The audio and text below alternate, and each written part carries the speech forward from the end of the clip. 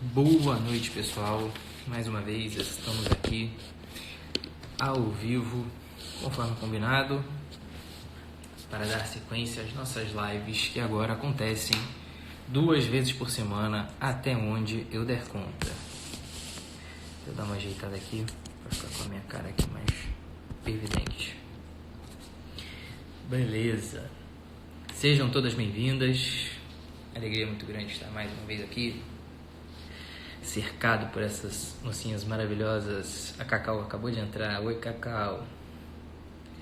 A Lu, Thaísa. Boa noite, Thaísa. A Aline tá aqui. A Aline é carinha conhecida, tá sempre vendo a gente aqui, hein, Aline? Muito obrigado pela sua audiência. Dani Santos, Valéria, boa noite, sejam bem-vindas. Vamos começar testando o som, se vocês me veem, me ouvem bem. Dá aquele joinha aí, dá aquele ok, né? Porque sempre tem aquele negócio aqui que não funciona, tem a internet que tá ruim e por aí vai. A Nádia tá falando que perdeu as outras. Nádia, na verdade, uma coisa importante, eu ia falar disso com calma nas outras lives, mas eu sempre acho que a live vai ser curta e não é. Então eu não consigo falar com calma às vezes algumas coisas. Eu disse para vocês, né, que esse ano a gente vai fazer lives mais objetivas para responder a dúvidas específicas e não falar de maneira geral sobre alguns temas, para que vocês possam de fato trazer isso para a prática de vocês. E disse também que a gente vai disponibilizar o material dessas lives de maneira diferente. Então vocês vão ter mais acesso a esse material de maneira mais fácil, tá? A gente está decidindo aí como é que isso vai acontecer, mas isso vai ser disponibilizado de maneira mais imediata para vocês, tá? Pois bem, já que está todo mundo dando joinha aí, a Dani, a Ana, Robertinha, mãe da Prole, também está aqui. Beleza, seja bem-vinda. Bom, hoje nós vamos falar sobre a dor pélvica, né? A dor pélvica é com certeza uma das principais, se não a principal queixa de dor da mulher que vai à consulta ginecológica, né? Você com certeza já se viu nessa situação. Falando estatisticamente, para você entender o peso disso, né, ela é responsável por 10% de todas as consultas. Os estudos que avaliaram por que uma mulher senta diante de um ginecologista para fazer uma consulta, 10% é sua dor pélvica. Parece pouco, só 1 em 10, né? Mas quando você pensa todo o universo de queixas que uma mulher pode ter, das infinitas queixas, existe uma que representa 10% de todo esse universo, tá? Então ela tem um potencial de repercussão na vida das mulheres muito grande, né? E é claro que quando a gente faz, quando a gente vem aqui para fazer uma live, para conversar sobre dor pélvica, é claro que a primeira coisa que vem na cabeça das pessoas, de maneira instintiva, o problema é ginecológico, vou ao ginecologista. E claro que em boa parte das vezes será um problema ginecológico que será tratado pelo ginecologista.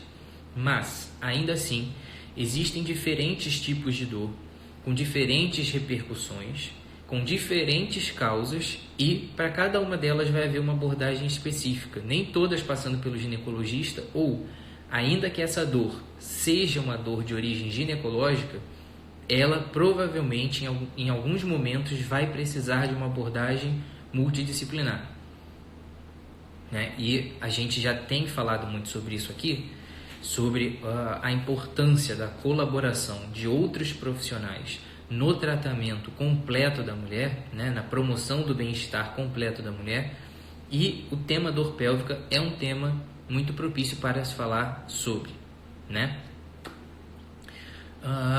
Então, assim, hoje o nosso objetivo é entender o que pode estar causando a sua dor, né? O título da nossa live é Dor Pélvica, da onde vem? Então nós vamos nos ater a entender os principais mecanismos de dor e, obviamente, como eu já te disse, meu objetivo aqui não é fazer consulta online, é te orientar para que você tenha cultura médica e possa, de fato, diante daquilo que você está sentindo, entender que aquilo é um sinal de alerta para procurar um médico ou que aquilo faz parte do seu dia a dia e que a abordagem vai ser um pouquinho diferente, tá? Pois bem, dito isso, né, o que é propriamente a dor? Então, não só a pélvica, mas qualquer tipo de dor, né? A dor é uma experiência sensorial e também emocional, né, em resposta a um estímulo nocivo qualquer, né? Seja um estímulo nocivo mais óbvio, né? Por exemplo, um corte com uma faca, você vai sentir dor, ou seja, por uma coisa menos percebida, digamos assim, como uma lesão propriamente, como uma inflamação.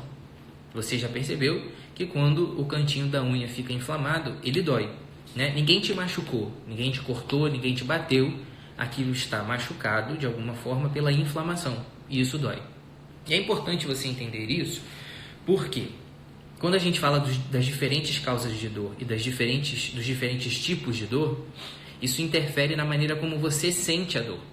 E isso vai te ajudar a perceber melhor o seu corpo e caracterizar isso melhor para o médico, porque é fundamental. Obviamente que o médico tem que ter um recurso também para te investigar e te perguntar as coisas adequadamente, mas quando você entende melhor o que está acontecendo no seu corpo, você consegue se expressar melhor. Não é incomum, né, uma paciente sentar no consultório para me falar um tipo de dor, e eu pergunto, como é que é essa dor? É uma dor tipo pontada, tipo queimação, aperta, ela estica, é uma agulhada, e a paciente não sabe dizer. Ela simplesmente sente uma coisa desconfortável, mas ela não entendeu bem qual é a repercussão daquela dor na vida dela, né? E isso é importante para você poder trilhar junto com o seu médico o diagnóstico que vai ser dado, tá? Pois bem, e dito isso, quais são esses mecanismos de dor, para que você entenda, né, o que está acontecendo aí no seu dia a dia, afinal de contas.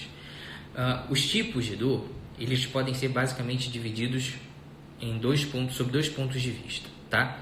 O primeiro deles é qual é o mecanismo que está causando a dor ali naquele local.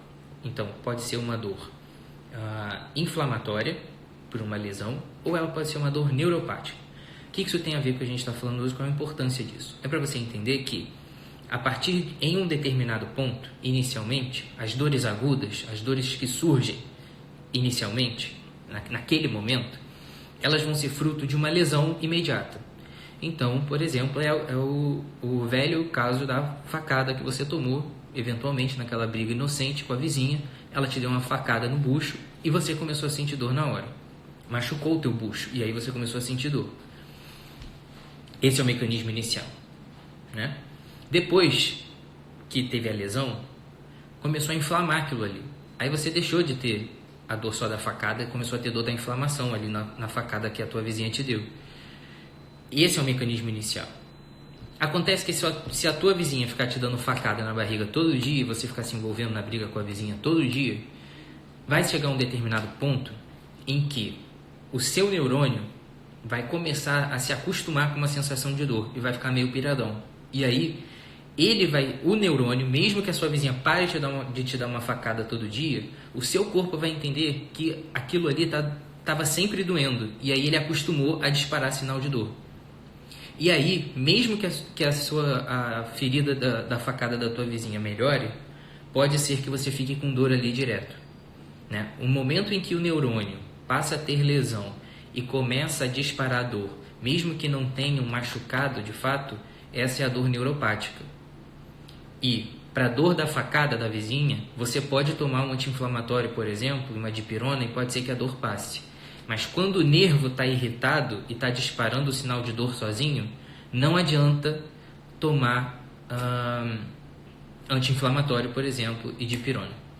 Esse mecanismo da dor neuropática é o que acontece na grande maioria das vezes nas pacientes que têm um quadro chamado dor pélvica crônica. A vizinha já parou de dar a facada, mas você acostumou a sentir a dor. E aí a abordagem tem que ser diferente. Essas pessoas que têm dor crônica, isso acontece muito, por exemplo, com pacientes que têm enxaqueca também. Essas pessoas que têm dor crônica não resolvidas corretamente são geralmente os pacientes que fazem abuso de medicação anti-inflamatória. Tomam dipirona demais, tomam anti-inflamatório demais, isso chega a fazer quase todo dia. Como a coisa não está resolvendo na causa, aquilo ali não vai resolver de maneira definitiva e a longo prazo. E a tendência é que aquilo ali faça cada vez menos efeito para você. Por isso que às vezes eu começo aqui a falar sobre algumas coisas que parece que eu estou filosofando, sobre coisas que não tem nada a ver, mas é para você entender que no seu corpinho tudo isso pode estar acontecendo de alguma forma e que pode chegar um momento em que estará na hora de procurar uma ajuda médica e que não adianta e que pode ser muito prejudicial para você querer ficar administrando a dor em casa, comprando remédio para dor por conta própria na farmácia. Entendeu? Pois bem, então, dor da lesão e dor do neurônio. São dores diferentes, em momentos diferentes. Uma outra maneira de entender o mecanismo de dor é a dor quando vem bem localizada e a dor mal localizada. Em outros termos, cientificamente falando, a dor somática e a dor visceral. A dor somática é a dor que o seu neurônio percebe quando acontece alguma coisa de errado em estruturas específicas, como na pele, no músculo, no subcutâneo, embaixo da nossa pele, e, por exemplo, na membrana que reveste todos os órgãos dentro da sua barriga, que é o peritônio, tá? O peritônio de fora, que cobre todos os órgãos. O que significa isso? Significa que, se em algum momento você tomar uma agulhada no braço, você vai saber localizar exatamente onde você tomou uma agulhada. Se você fechar o olho, alguém te der uma agulhada no braço esquerdo e te perguntar onde é que eu enfiei a agulha, você vai saber, no braço esquerdo, né? E aí, essa é uma dor localizada, né? Agora, se eu pegar suas tripas por dentro e apertar e torcer, você talvez não consiga localizar em qual parte do seu abdômen eu estou torcendo as suas tripas. Por quê? A dor das vísceras, essa dor interna, ela é mal localizada. Ela não é uma dor pontual muitas vezes. E ela nem sempre tem um lado certo. Ainda que o problema esteja de um lado só. E aí é que tá os problemas. Às vezes, por exemplo, você vai na emergência com dor em volta da barriga, em volta do umbigo, mas você está com apendicite, que nem ali é. Porque inicialmente a dor pode ser localizada em um lugar diferente do ponto inicial. A dor lá de dentro da sua barriga. Aí, quando a apendicite às vezes vai aumentando aquele processo inflamatório e irrita o peritônio, que é a membrana que cobre isso por fora, ele localiza bem. Aí você começa a sentir aquela dor lá mais embaixo, né? Naquela região típica que você que teve apendicite provavelmente sabe onde é, ali mais para baixo, para o lado do canto, onde está o seu apêndice, usualmente. Pois bem, isso é importante para você entender que nem sempre a solução do problema que o seu médico vai te dar está logicamente associada ao ponto de dor que você está dando. Então, às vezes, você chega no médico dizendo que você está com uma dor que dá em tudo, que vem para o umbigo, que vem para as costas, e você vai achar que é rim, você vai achar que você está com uma hérnia de disco, e ele vai chegar para você e vai falar que a sua dor é por causa de um mioma, que não tem nada a ver com as suas costas, mas às vezes a sua dor pode irradiar para lá, porque esse mecanismo de localização da dor não é preciso, né? Você não menstrua nas costas, você menstrua no útero, mas você sente às vezes dor nas costas quando você está menstruado. Então, para você tentar se acalmar e aceitar melhor às vezes o diagnóstico do seu médico de que você está tendo uma dor da menstruação, ainda que não seja no lugar do útero, mas ela irradia para outros lugares, você precisa entender que o seu corpo não é tão bom assim em localizar dores das vísceras, tá? Então, e isso é fundamental. Por quê? Quando a paciente não está consciente disso, muitas vezes ela não acredita no diagnóstico daquele médico. E aí ela não faz o tratamento que tem que fazer. Alguém botou aqui agora, ó, a questão da endometriose. A endometriose, às vezes, ela faz isso, uma dor inespecífica, que você não localiza bem. E aí, se você não entende que a dor está num lugar, mas o problema está em outro, que não era aquilo que você imaginou, se a dor está nas costas, como é que é um problema da pelve? né, do ginecologista, e aí não trata, e aí não faz o que ele te pediu, e a coisa vai se perpetuando. E cada vez que você fica cronicamente sentindo dor, você corre risco de entrar naquela dor neuropática. E aí para de dar, a lesão deixa de existir, o médico consegue tratar depois de um tempo, mas o neurônio já está acostumado. Aí você vai ter que tomar outro tipo de remédio e o tratamento é bem mais penoso. Entenderam? Pois bem, dado isso, você precisa ter, né, absorvido na sua cabeça esse mecanismo, né, de que a sua dor ela vem de um estímulo ruim que sinaliza para o seu corpo, vai lá para a sua medula, ela percebe alguma coisa, geralmente é um estímulo de retirada ou um estímulo comportamental de fuga dessa dor, né?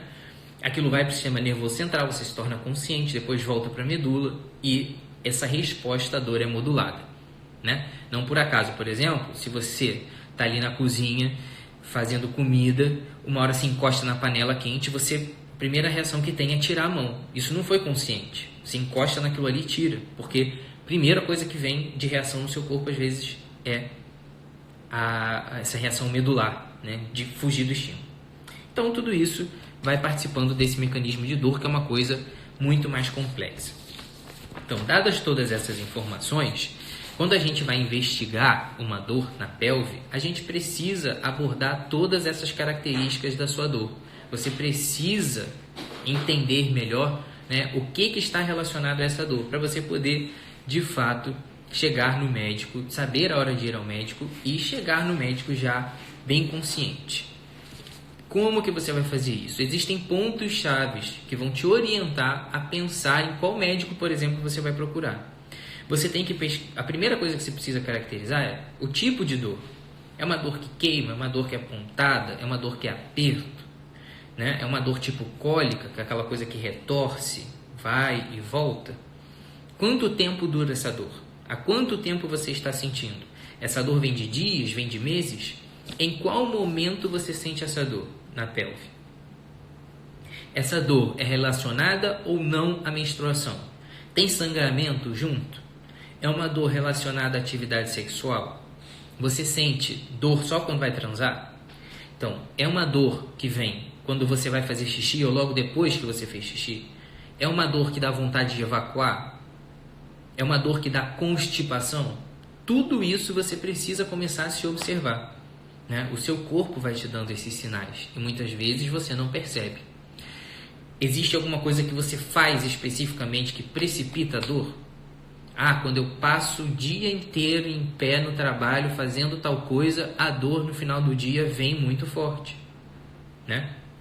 Então, assim, são etapas de caracterização dessa dor que são importantes para te orientar no que você vai procurar de ajuda, tá? Bom, existe um outro componente importante das dores, que é o componente psiquiátrico, o componente psicológico associado a um histórico daquela pessoa. Isso quer dizer que nem todas as dores, isso é uma questão um pouco delicada até para se falar, nem todas as dores vão vir de uma lesão. Mas, por exemplo, algumas mulheres podem desenvolver dor pélvica crônica, por exemplo, depois de um histórico de abuso sexual. Então, esse mecanismo de dor é tão complexo e passa por tantas coisas, como eu falei, a informação vai para a medula, a informação vai para o seu cérebro, e tudo isso é processado de uma forma muito complexa. Então, a gente não sabe também todos esses mecanismos, mas a gente sabe que é um mecanismo neurológico complexo e que, portanto, existem situações em que você pode passar por um quadro muito estressante, um quadro psicologicamente desgastante, e isso ter como consequência o surgimento de uma dor, tá? Então, beleza. Uma vez que você caracterizou esses sintomas, a gente pode passar agora para as principais causas de dor. Aquilo que realmente pode ser causa de dor e aquilo que nem sempre é causa de dor, tá? Eu estou vendo as pessoas colocarem uma queixa aqui que é muito comum nos comentários e que sempre gera caixinha de pergunta, né? Uma delas é: dor no começo da gestação é normal? Eu geralmente não respondo essas perguntas em caixinha porque essa pergunta é muito complexa. Hoje, nessa live, talvez seja o momento ideal de eu falar isso. Por quê? A princípio, no início da gestação, o seu útero está crescendo, né? E ele está respondendo a infiltração de um óvulo fecundado ali dentro, de um ovo, um embriãozinho inicial está ali se fixando, ele está escavando a parede do útero, está se fixando, ele percebe isso de alguma forma. O seu útero está crescendo, os seus ligamentos em volta do útero, que seguram ele no lugar, estão se distendendo, e isso vai gerar dor em algumas mulheres. Essa dor é geralmente transitória e ela melhora no final do primeiro trimestre. Agora, existem situações de patologias associadas à gestação que podem causar dor também. E por isso você não pode sempre considerar que dor no começo de gravidez é normal. Por isso que não dá para responder numa caixinha. A resposta é pode ser e pode não ser. Como é que vai dizer? O que vai dizer se é normal ou se não é? Sentar com seu médico e conversar. E explicar para ele e ser examinada pelo seu médico. Porque dor no início da gestação, se você ainda não fez ultra, se você ainda não passou por uma boa avaliação, a dor, principalmente uma dor intensa e incapacitante, ela pode ser uma gestação nas trompas, por exemplo. Então, não dá para menosprezar, mas também não dá para fazer terror, porque na grande maioria das vezes a dor no início da gestação é normal e vai passar. Agora, a dor com o decorrer da gestação, algumas mulheres também sentem dor na pelve. E essa dor, muitas vezes, irradia para o púbis, irradia para a coluna, irradia até para as pernas. Parece uma dor do ciático. Por que isso acontece? Se você só tiver isso, principalmente quando você fica muito tempo em pé, principalmente quando você está numa postura viciosa ao longo do dia, quando faz algum esforço, pega muito peso, esse tipo de dor que irradia para a bacia, que irradia para o púbis, para a virilha, para a perna, é típica desse mecanismo de readaptação do centro de gravidade da grávida. A bacia da grávida, a bacia é um osso, né, em forma de asa que abriga o bebê ali dentro. Para esse bebê passar no canal de parto e para você sustentar o peso desse bebê, o seu corpo se modifica e modifica o centro de gravidade. A mulher passa a deslocar o quadril para frente, ela fica com aquele andar de pato, né, jogando a barriga para frente. E ao mesmo tempo, as articulações da bacia ficam frouxas. Os ossos do quadril ficam com as articulações frouxas. Só que essa articulação ela é originalmente rígida e a distensão dessa articulação rígida gera dor também. E ela pode parecer, inclusive, com a dor do ciático. Isso é totalmente diferente do que estão perguntando aqui agora, que a Suzana perguntou. Cãibra na gestação é normal? Sim, a cãibra na gestação não tem relação com esses mecanismos de dor que eu estou falando, mas a gente sabe que cãibra na gestação é normal, apesar de não sabermos ainda a causa, tá? Mas não é coisa para se preocupar, cãibra não, tá? Pois bem, passando por esse ponto aqui da gestação, que foi bom vocês terem me lembrado aqui nos comentários, vamos falar agora das causas mais clássicas de dor e das suas principais repercussões e quando é que vai vir o sinal de alerta. A primeira coisa para você pensar é, uma coisa é a dor que começou a vir agora, outra coisa é a dor que já vem de meses, tá? Cada um dos quadros vai te alertar para uma possibilidade diferente. Então, quais são as principais causas ginecológicas para a sua dor? As principais causas ginecológicas são aquelas que você já mais conhece mesmo, que nós já debatemos aqui, por exemplo, tá? Uma das causas, endometriose, mas a endometriose, nós já discutimos aqui, tem um quadro específico, característico, que é aquele quadro de ser muito associado à menstruação e ser caracteristicamente cada vez pior, né? Aquela endometriose não tratada, quanto mais vem a menstruação, mais os focos de endometriose crescem e geralmente a dor vai piorando ao longo da vida, né? Então, é muito característica essa associação.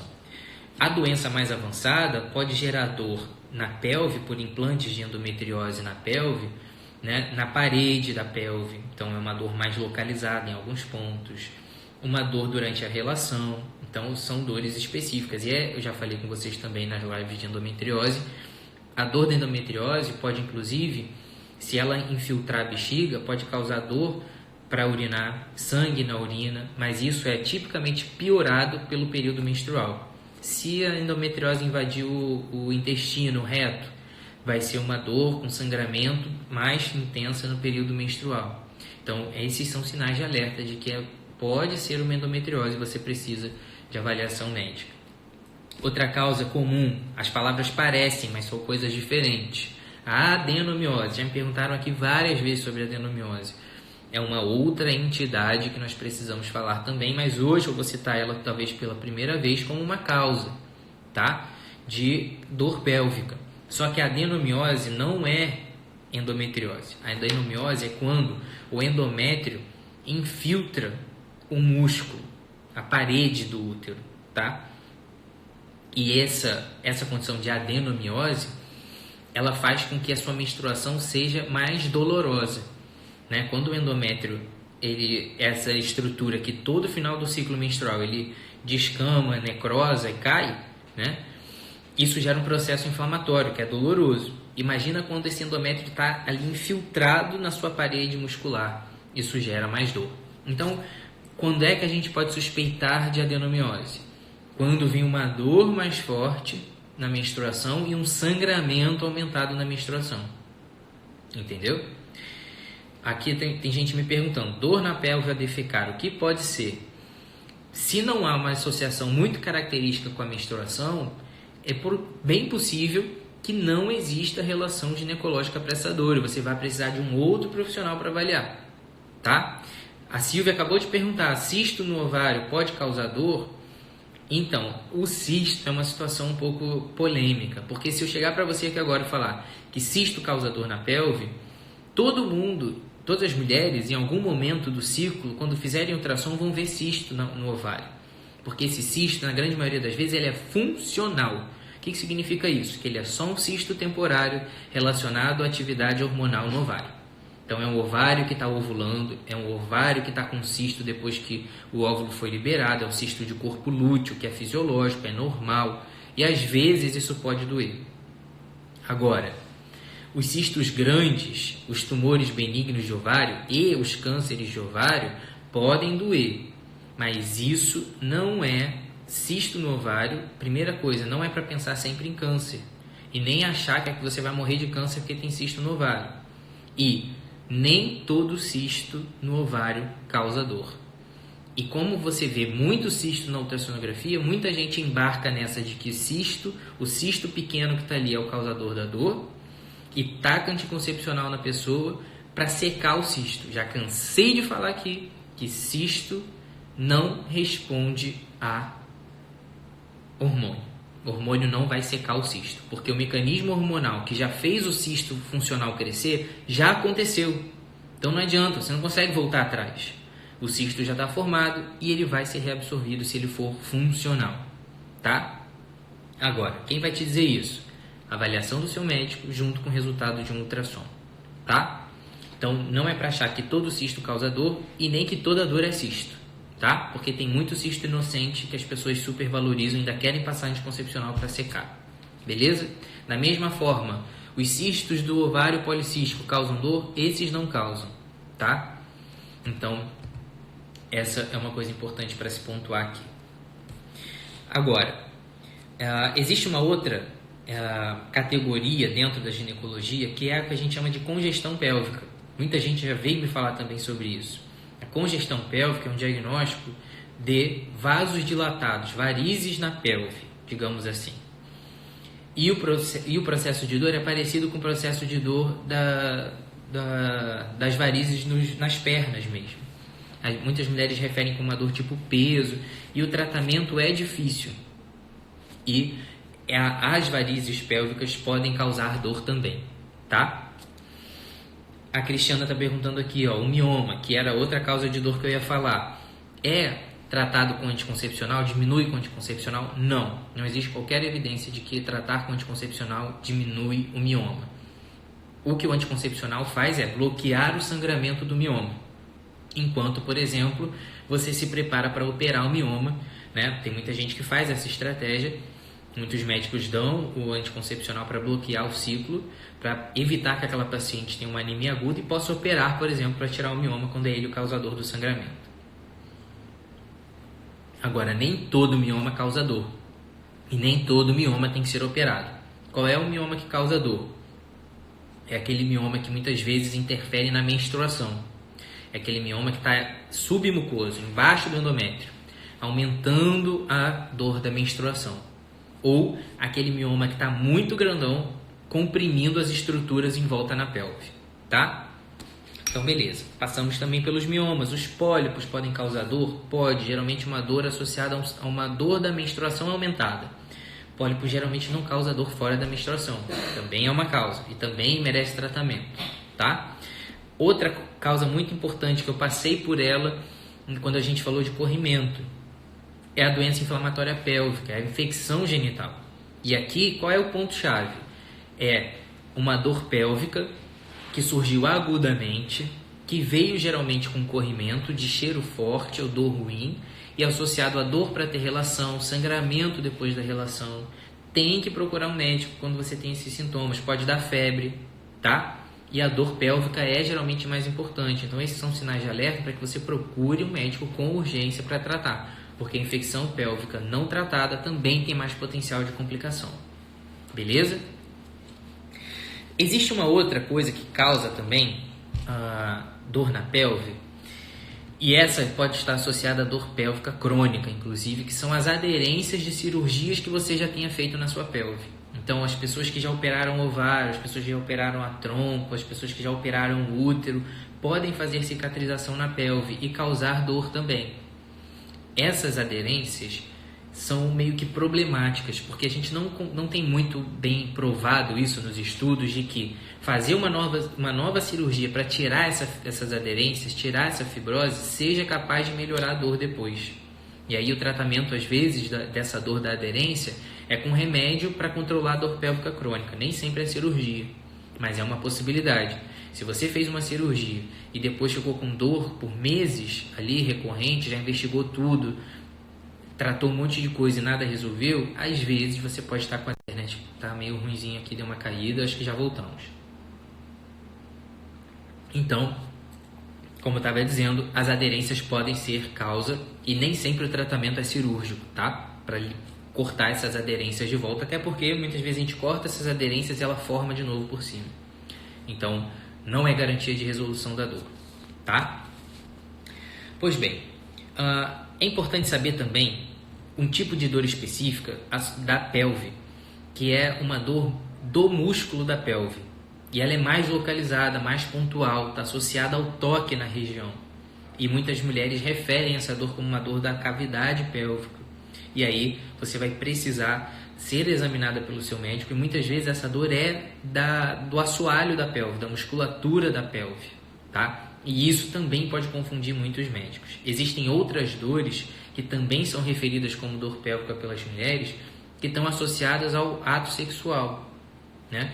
Então, a relação sexual em si, aquela dor da penetração, aquela dor da penetração do pênis encostar na parede da vagina, e uma dor na vulva também. Essas dores relacionadas ao ato sexual, relacionadas à penetração em si, uma dor na entrada da vagina, uma dor na vulva de uma maneira geral, vaginismo, a vulvodínia, são outras categorias de dores que merecem aquela abordagem multidisciplinar que eu falei, que elas estão associadas a uma resposta anormal na musculatura da pelve, por exemplo, como no vaginismo, e você pode ser que precise de tratamento com fisioterapia, tá? Pode ser que você se beneficie, por exemplo, de tratamentos alternativos, como acupuntura, entendeu? Então, você vai precisar direcionar, o seu médico vai precisar direcionar isso junto com você e te orientar. E não estranhe se você um dia chegar nessa conclusão e perceber que a dor da sua pelve não vai ser tratada com remédio, que foi uma dor da vulva, uma dor vaginal, que precisa muitas vezes de fisioterapia, de acompanhamento psicológico, porque o componente de ansiedade pode precipitar isso, tá? E existem às vezes até medicações locais para se fazer, para bloquear, que não são remédio para tomar propriamente, tá? Então, vaginismo, vulvodínia são entidades diferentes de dor, causas diferentes de dor que merecem um tratamento bastante diferente. Então, se você sente dor na relação, a primeira coisa que fica aqui é uma tendência muito grande dos médicos terem preconceito com dor na relação e falar, é normal, no começo é assim, toma um vinho. Eu já cansei de ouvir isso. O caminho é sempre o mesmo. Mulheres desesperadas que chegam no consultório, já não sabem mais o que fazer e chegam com vergonha porque acham que eu vou achar que ela é maluca, né, que ela é fresca, porque ela está com uma dor para ter relação que ninguém resolve e que é sempre isso. Eu não sei onde é que essas pessoas ouvem isso e aprendem a tratar a dor das pessoas desse jeito. Chegar para a mulher e falar, todas elas terminam a história da mesma forma. Eu fui no médico e ele falou que isso era coisa da minha cabeça, que eu precisava relaxar e tomar um vinho antes de transar, que isso ia acabar melhorando. Não é por aí, não é por aí, tá? A dor na relação pode ter causas sérias, causas muito bem identificadas, que podem ser bem tratadas, e a dor na relação tem um potencial de comprometer, de devastar a vida conjugal de uma mulher e do homem também, de uma maneira muito prejudicial. E a gente tem que dar atenção a esses casos e encaminhar essas pacientes para uma abordagem multidisciplinar. Tem que ir para um terapeuta sexual, tem que ir para um psicólogo, tem que ir para o fisioterapeuta, tá? Tem que fazer tratamento. Não menospreze essa dor na pelve relacionada à relação sexual, tá?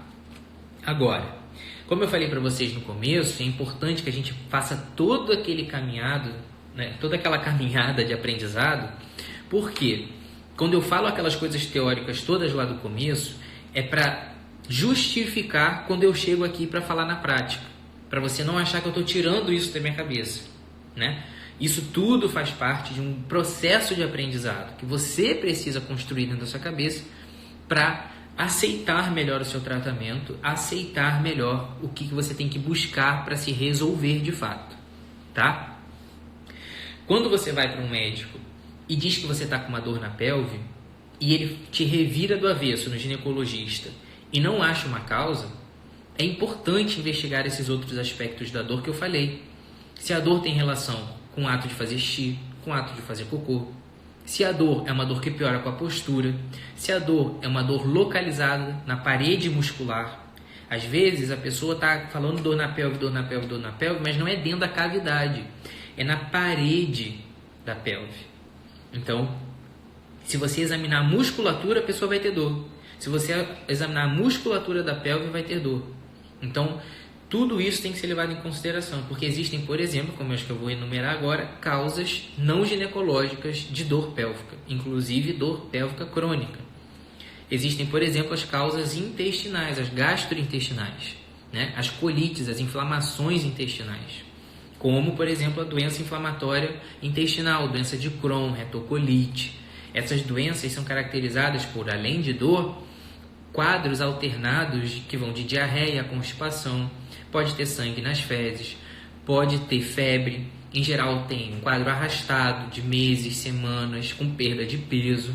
Então tudo isso tem que ser considerado e não estranhe se você passar por um quadro desse e chegar no ginecologista contando tudo isso, porque muitas vezes a mulher, quando vê sangue no vaso, acha sempre que é da vagina, mas nem sempre é. Às vezes está no xixi e às vezes veio do ânus mesmo.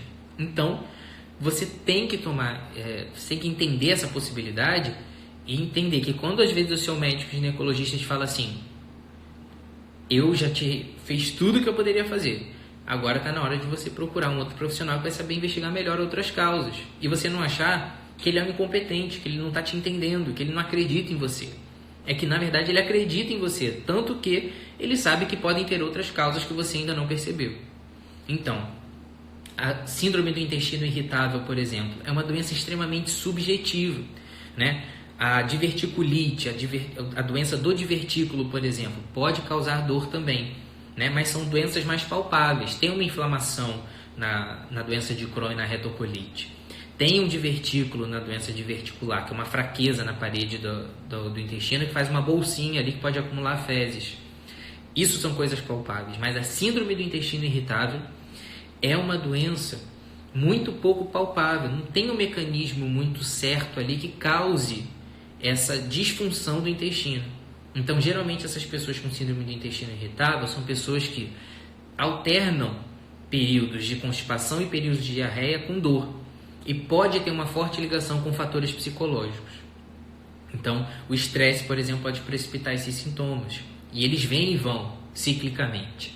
E muitas mulheres acabam associando isso ao período menstrual. E nem sempre a causa é a menstruação, mas os fatores emocionais às vezes que estão ali em volta. E aí você vai precisar de uma avaliação conjunta com o gastroenterologista para descartar que você tenha síndrome do intestino irritável. E não tem nada a ver com a parte ginecológica, por exemplo. E o tratamento vai ser totalmente diferente. Então, tudo isso tem que ser levado em consideração. Tem outras causas de dor pélvica que podem estar na via urinária e não ter nada a ver com a parte ginecológica, mais uma vez. Existe uma condição chamada cistite intersticial. Você não precisa guardar esse nome, mas para saber que a sua bexiga pode ficar irritada cronicamente e causar esses sintomas de ardência para urinar, dor no final do xixi, toda hora vai ao banheiro e sente que não esvaziou a bexiga. Isso muitas vezes começa com tratamento. Você está com infecção urinária, dá um antibiótico, faz a cultura de urina, não tem nada. Volta, continua, trata de novo, não melhora, trata, não melhora. Quando você vai investigar, você vai no uroginecologista ou você vai no urologista, ele vai investigar e a bexiga está irritada de uma inflamação que não tem bactéria. É um outro tipo de irritação da bexiga, a gente não sabe muito bem a causa, mas o tratamento é completamente diferente, não tem nada a ver com antibiótico. E aí a coisa começa a andar e o tratamento melhora, por exemplo. Então, dor pélvica com sintomas irritativos para fazer xixi o tempo todo que não melhora nunca, tá na hora de procurar um especialista. Entendeu?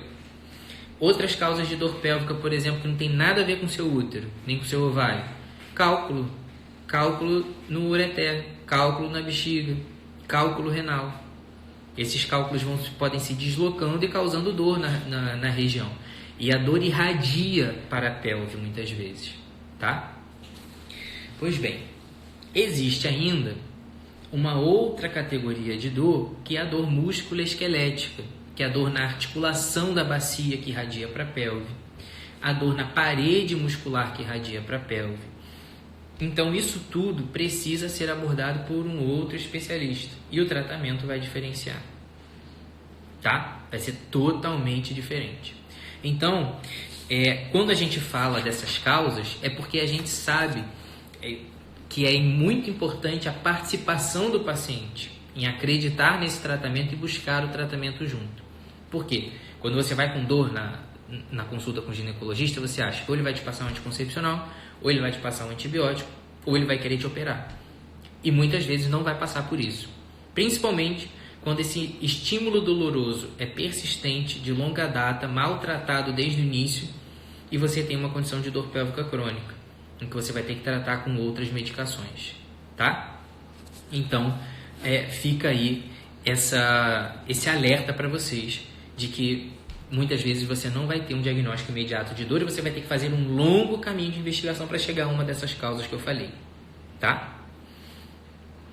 Pois bem, existe, no entanto, algumas situações que são dores específicas do período menstrual e que não são doenças em si, mas podem te prejudicar no dia a dia, né?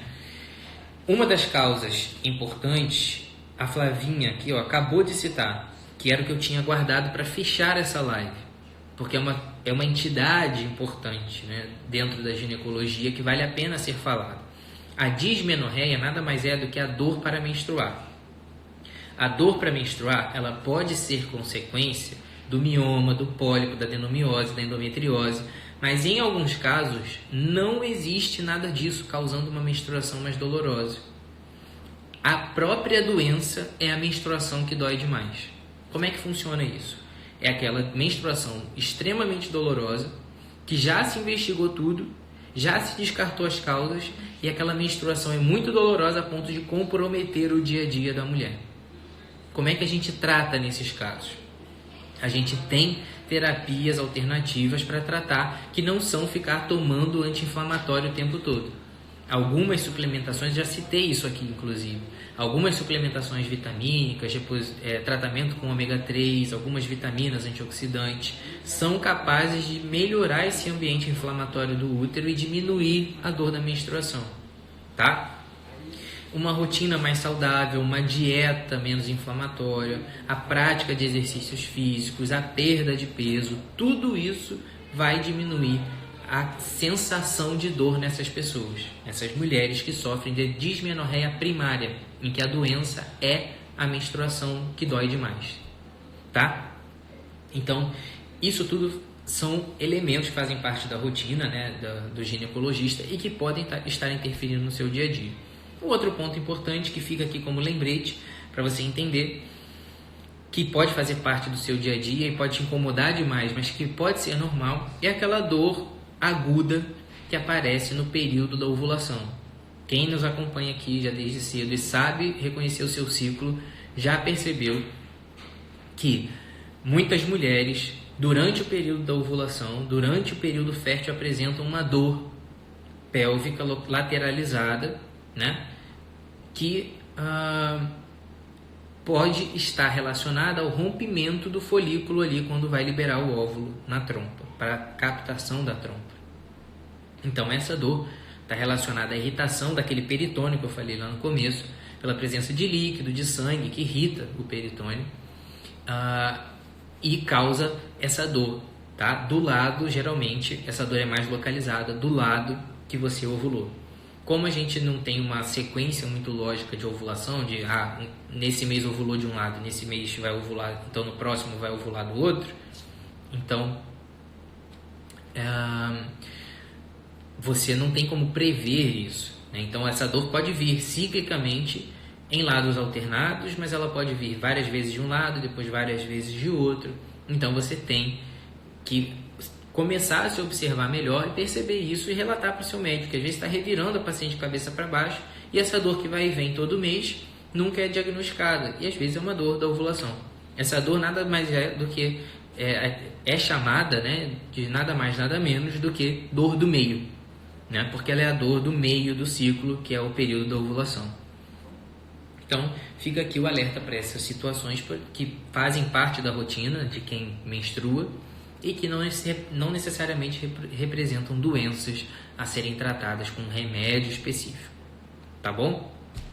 Bom, fica aqui esse apelo, então, final, né, de tudo isso que a gente conversou, de que as dores, elas nem sempre representam uma bobeira, né, mas também elas não podem, por isso, ser menosprezadas, tá? E que muitas vezes aquela dor que você supervaloriza talvez seja alguma coisa funcional do seu organismo que você vai precisar contornar, né, e resolver aquele problema de uma outra maneira, tá bom?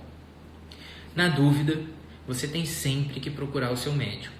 E claro, faz parte da sua responsabilidade perceber os sintomas e correlacionar as características dessa dor para levar isso para o seu médico da maneira mais consciente possível. Tá bom? Então, muito obrigado, gente, mais uma vez, pela presença de todas vocês. É um prazer, como sempre, e a gente continua se vendo por aí. Tá bom? Daqui a pouco eu abro para a caixinha também de perguntas. Até a próxima. E só tem um recado. A pessoa que disse lá nos stories que eu era o mais gordinho dos dois, Deus está vendo você, tá? Isso é sacanagem. Vou entrar na academia semana que vem. Tchau.